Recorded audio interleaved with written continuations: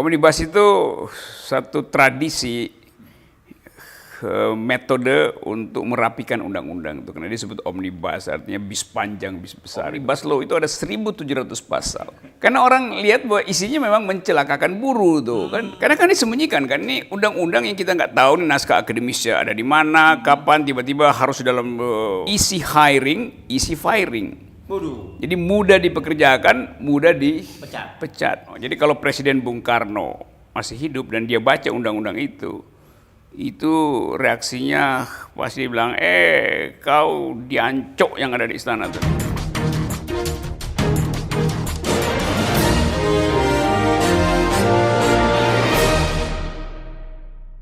Oke, banyak sekarang lagi ribut-ribut soal omnibus law atau hukum omnibus gitu ya. Saya akan ngajak ngobrol Anda dengan Bung Rocky Gerung. Sebenarnya apa sih sebenarnya omnibus law itu? Apa ceritanya itu? Omnibus itu satu tradisi, metode untuk merapikan undang-undang itu, karena disebut omnibus, artinya bis panjang, bis besar itu. Nah, semua masuk dalam bus itu gitu ya? Ya,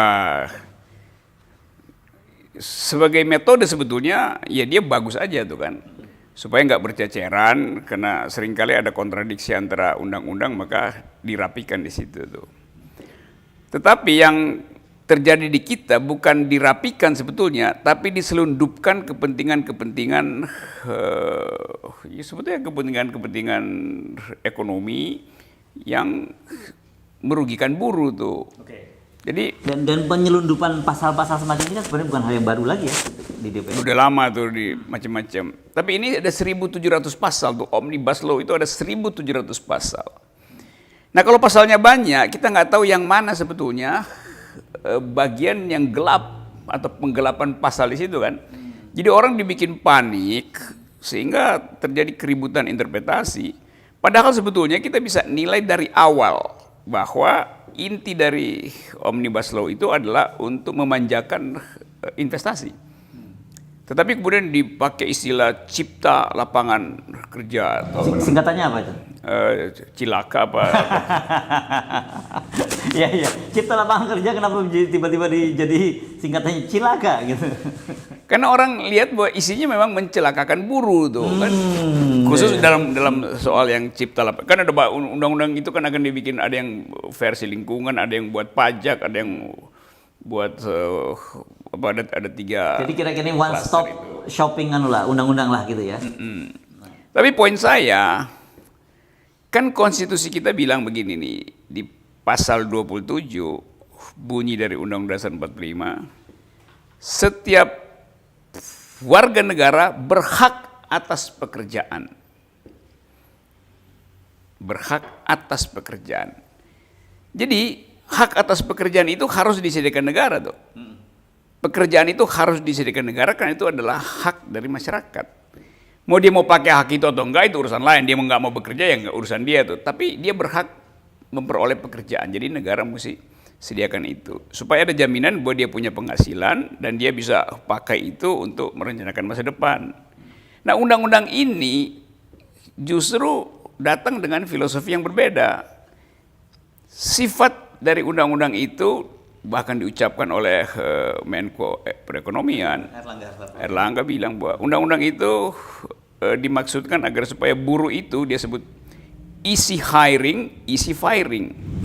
Jadi mudah dipekerjakan, mudah dipecat. Nah konstitusi bilang pekerjaan itu adalah hak, jadi nggak boleh ada pemecatan. Lalu masih ada lagi soal buruh kontrak di situ tuh, yang sebetulnya kalau saya nggak punya jaminan bahwa pekerjaan saya akan langgeng, maka saya nggak bisa merencanakan nyicil rumah, nggak bisa merencanakan untuk sekolahin anak segala macam kan. Jadi undang-undang itu sebetulnya inkonstitusional dari awal, karena tidak mengerti bahwa pekerjaan itu adalah hak, pekerjaan dengan upah yang layak adalah hak dan negara mesti sediakan itu. Nah justru yang disediakan negara adalah bebasnya TKA tenaga kerja asing untuk masuk ke Indonesia. Jadi itu sebetulnya intinya tuh. Yang lain-lain adalah soal lingkungan segala macam. Jadi kalau saya baca, dan saya nggak perlu baca semua 1.700, Saya lihat filosofinya memang dimaksudkan untuk memanjakan investasi. Nah, konsekuensinya kalau investasi dimanjakan, cuman ada dua konsekuensinya. Satu adalah tekan upah buruh. Yang kedua, abaikan AMDAL. Kan AMDAL ini pasti dibuat untuk menghalangi investasi kan. Dari segi berkaitan lingkungan itu ya. untuk kegiatan lingkungan. Jadi dua pasal ini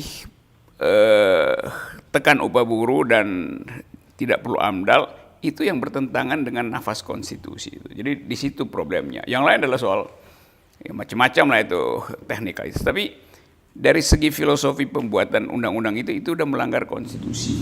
Jadi Andi sebenarnya disimpulkan di luar komunikasi mereka bahwa ini adalah akan menjadi semacam apa undang-undang prestasi pemerintah sekarang menciptakan undang-undang terhadap di balik itu sebenarnya Anda mencurigai ini adalah kepentingan yang disebut tadi para cukong politik gitu tadi. Iya, karena kan disembunyikan kan ini undang-undang yang kita nggak tahu nih naskah akademisnya ada di mana, kapan tiba-tiba harus dalam kemarin siapa Menko Polhukam bilang ini mesti selesai dalam bulan ini dalam 20 hari ke depan. Itu kan nggak masuk akal. Ya. Jadi kesempatan publik untuk membahas itu dihilangkan. Dan apalagi kemudian ada soal istilah salah ketik dan sebagainya. Ya itu itu menunjukkan bahwa memang ada kepentingan negara untuk sebetulnya menghalangi orang untuk menemukan kesalahan. Tapi ya nasib orang memang buruk ya dia salah ketika aja. Padahal itu yang dimaksud sebetulnya kan. Oke, jadi Anda mendengar para buruh akan turun ke jalan untuk ini ya?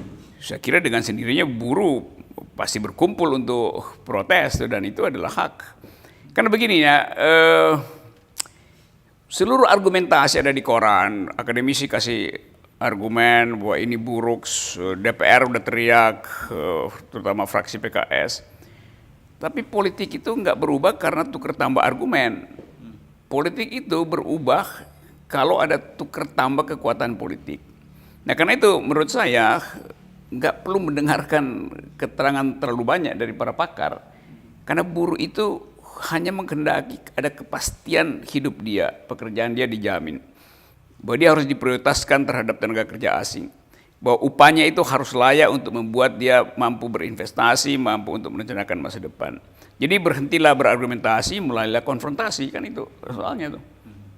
Nah, undang-undang yang dibuat tertutup, publik tidak tahu, tiba-tiba muncul, itu artinya undang-undang itu memang sedang merencanakan kejahatan itu.